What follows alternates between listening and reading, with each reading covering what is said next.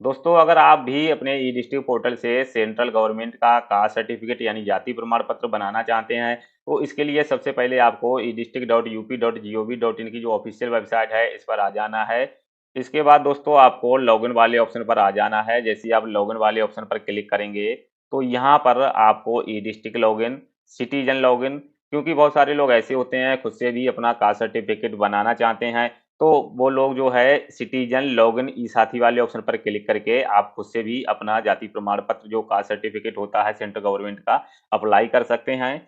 और जो भी सीएससी बीएलई हैं अपने ई डिस्ट्रिक्ट पोर्टल से अपने जनसेवा केंद्र से सेंट्रल गवर्नमेंट का कास्ट सर्टिफिकेट बनाना चाहते हैं, तो वो ई डिस्ट्रिक्ट लॉगिन पर क्लिक करेंगे। ई डिस्ट्रिक्ट लॉगिन वाले ऑप्शन पर क्लिक करने के बाद यहाँ पर आपको लॉगिन टाइप का ऑप्शन देखने को मिल जाएगा। अब यहाँ पर आपको क्लिक करना है। यहाँ से आपको district DSP admin approval authority verify authority, लेकिन यहाँ पर जो सीएससी बीएलई हैं उनको यहाँ पर सीएससी ई डिस्ट्रिक्ट यूजर वाला ऑप्शन है, इस पर क्लिक करना है। यहाँ पर आपको अपना यूजर नेम यानी जो भी बीएलई आईडी है उसको एंटर करेंगे, पासवर्ड को एंटर करेंगे, कैप्चा फिलअप करेंगे और लॉगिन वाले ऑप्शन पर क्लिक करके आपको इसको लॉगिन कर लेना है। ई डिस्ट्रिक्ट पोर्टल लॉगिन हो जाने के बाद आपके सामने कुछ इस तरह से इंटरफेस देखने को मिल जाता है। यहाँ पर दोस्तों आपको जो सर्विसें हैं प्रमाण पत्र की वो देखने को मिल जाएंगी। तो यहाँ पर क्या होता है, आप नॉर्मली जाति प्रमाण पत्र जो स्टेट गवर्नमेंट का होता है वो बनाते हैं, तो यहाँ पर आपको जाति प्रमाण पत्र हिंदी वाले ऑप्शन पर क्लिक करना होता है। लेकिन जो सेंट्रल गवर्नमेंट का कास्ट सर्टिफिकेट होता है उसको बनाने के लिए आपको जाति प्रमाण पत्र अंग्रेजी वाला जो फॉर्मेट है इस पर आपको क्लिक करना होता है। जो जाति प्रमाण पत्र सेंट्रल गवर्नमेंट का बनता है वो आपको इंग्लिश फॉर्मेट में बनाना होता है। तो जैसे ही आप जाति प्रमाण पत्र अंग्रेजी वाले ऑप्शन पर क्लिक करेंगे, दोस्तों जो प्रोसेस होता है इसको बनाने का वो दोनों का सेम ही होता है। बस उसमें जो है आपको हिंदी फॉर्मेट होता है और इसमें जो है इंग्लिश का जो फॉर्मेट होता है। यहाँ पर आपको सेम प्रोसेस देखने को मिला होगा। यहाँ पर जिसका भी आप कास्ट सर्टिफिकेट अप्लाई कर रहे हैं आधार नंबर उसका एंटर कर देना होगा। जो सिक्योरिटी कोड यहाँ पर दिया है एज ए स्मॉल कैपिटल, जो भी आपको यहाँ पर न्यूमेरिकल है वो यहाँ पर आपको फिलअप करना है। और जो कंसेंट दिया है इस पर आपको टिक करना है और नीचे आपको सबमिट का जो ऑप्शन है इस पर क्लिक कर देना है।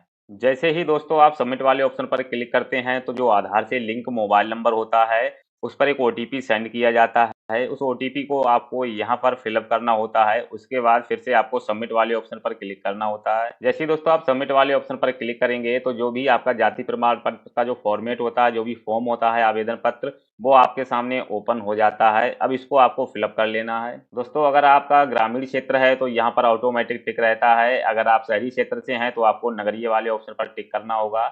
इसके बाद जो प्रार्थी का नाम अंग्रेजी में यहाँ पर जो भी आधार पे होता है उसी के अकॉर्डिंग ऑटोमेटिक फिलअप हो जाता है।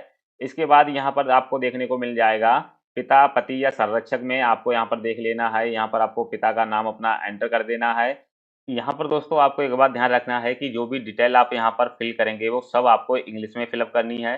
तो यहाँ पर आपको अपने पिता का नाम एंटर कर देना है। इसके बाद यहाँ पर आपको माता का नाम एंटर कर देना है। इसके बाद यहाँ पर आपको वर्तमान पता, मकान नंबर, मोहल्ला, पोस्ट, ग्राम में एक पदनवारी है, तो यहाँ पर आपको आपका अगर कोई मकान नंबर है तो यहाँ पर एंटर करेंगे। इसके बाद यहाँ पर आपको अपना मोहल्ला या जो पोस्ट है उसको यहाँ पर फिलअप करेंगे। इसके बाद यहाँ से जिला जो है ऑटोमेटिक सिलेक्ट रहता है। इसके बाद यहाँ से आपको अपने तहसील का सिलेक्शन करना है। इसके बाद यहाँ से आपको अपना जो ग्राम है उसका सिलेक्शन कर लेना है। इसके बाद यहाँ पर आपका जो स्थायी पता है और जो भी यहाँ पर आपका अस्थायी पता दोनों अगर सेम है तो यहाँ पर आपको उपरोक्त वाले ऑप्शन पर क्लिक कर देना है। तो ऑटोमेटिक जो भी पता यहाँ पर आपने फिलअप किया होगा वो यहाँ पर आपका फिलअप हो जाएगा। इसके बाद यहाँ पर आपको आवेदक का जो मोबाइल नंबर है वो एंटर कर देना है। यहाँ पर प्रमाण पत्र का प्रारूप जो है ऑटोमेटिक इंग्लिश जो है यहाँ पर फिलअप रहेगा। इसके बाद जो जाति है यहाँ से आपको सिलेक्ट कर लेनी है। यहाँ से आपको उपजाति है उसको सिलेक्ट कर लेना है। इसके बाद यहाँ पर आपको प्रमाण पत्र बनवाने का कारण फिलअप कर देना है। हमारे केस में इस आवेदक का जो है वो आरआरबी में फॉर्म अप्लाई कर रहा है, तो यहाँ पर हम डाल देंगे आरआरबी रेलवे फॉर्म अप्लाई। इसके बाद क्या इससे पूर्व जाति प्रमाण पत्र जारी हुआ है, अगर हुआ है आपका सेंट्रल गवर्नमेंट का तो आप यहाँ पर अगर चाहें तो यस करके उसका जो सर्टिफिकेट नंबर है वो भी यहाँ पर फिलअप कर सकते हैं, नहीं तो आपको नई वाले ऑप्शन पर ही रहने देना है। इसके बाद यहाँ पर आपको ऑप्शन मिलेगा संलग्न या शीर्षक का। तो यहाँ पर आपको करना क्या होगा कि एक फोटो आपको यहाँ पर अपलोड करना होता है जिसका साइज 50 केबी से अधिक नहीं होना चाहिए और फॉर्मेट जो है जेपीजी में होना चाहिए। इसके बाद यहाँ पर आपको एक स्वप्रमाणित घोषणा पत्र जो होता है वो अपलोड करना होता है, उसको फिलअप कर लेंगे और यहाँ से आप डाउनलोड भी कर लेंगे। ई डिस्ट्रिक्ट वेबसाइट पर आपको मिल जाएगा। इसके बाद आपको अन्य वाले ऑप्शन पर क्लिक करके अपना जो आधार कार्ड है उसको यहाँ पर अपलोड कर देंगे। इसके बाद यहाँ पर अगर आप चाहते हैं कि आपके पास फोटो नहीं है तो आप चाहें आधार वाली फोटो पर भी टिक करके यहाँ पर आपको फ़ोटो अपलोड करने की ज़रूरत नहीं है, आप इस पर टिक करेंगे तो जो फ़ोटो आधार कार्ड में होगी वही आपके सेंट्रल गवर्नमेंट के कास्ट सर्टिफिकेट में अटैच हो जाएगी। इस तरह से आपको यहाँ पर एक-एक करके सभी दस्तावेज़ जो हैं उनको अपलोड कर लेना है। इसके बाद जो सिक्योरिटी कोड यहाँ पर दिया है उसको फ़िल अप करेंगे और सबमिट का जो ऑप्शन है इनेबल हो जाएगा, उस पर आपको क्लिक कर देना है। यहाँ पर हमने जो फॉर्म है उसको फ़िल अप कर लिया है और जो भी डॉक्यूमेंट हैं उसको भी अपलोड कर दिया है। अब यहाँ पर हमने जो भी सिक्योरिटी कोड है उसको फ़िल अप कर लिया है और यहाँ पर दर्ज करे का जो ऑप्शन है वो इनेबल हो चुका है, तो हम दर्ज करे वाले ऑप्शन पर क्लिक कर देंगे। इसके बाद दोस्तों आप जैसे ही दर्ज करे वाले ऑप्शन पर क्लिक करेंगे तो यहाँ पर आपको जाति प्रमाण पत्र हेतु आवेदन जो पत्र है इसका प्रारूप आपको देखने को मिल जाएगा। यहाँ पर आपको जो डिटेल है इसको अच्छे से चेक कर लेना है। अगर यहाँ पर कोई भी मिस्टेक होती है तो अभी आप यहाँ पर संशोधन कर सकते हैं। वेरीफाई कर लेने के बाद अगर आप इसमें कोई भी संशोधन करना चाहते हैं तो आवेदन संशोधित करे वाले ऑप्शन पर क्लिक करना है। अगर आपका जो आवेदन है वो बिल्कुल सही भरा हुआ है तो आपको दर्ज करे के ऑप्शन पर क्लिक कर देना है। अब यहाँ पर पेमेंट करने के लिए आपको इस वेबसाइट पर रीडायरेक्ट कर दिया गया है। अब यहाँ पर आपको इसके लॉगिन कर लेना है।